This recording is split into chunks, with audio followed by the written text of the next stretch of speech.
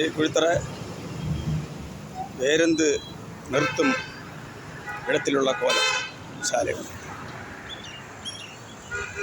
நிலைமைகளை பாருங்கள். குழித்தர பேருந்து நிறுத்தக்கூடிய நிலைமை, அந்த இடத்தினுடைய கிடக்கக்கூடிய கோலத்தினுடைய நிலைமை, சாலையுடைய நிலைமை, மக்கள் பயணிகள் நிற்கக்கூடிய இடம், இந்த சாலை இப்படி கிடக்கக்கூடிய பாருங்கள்.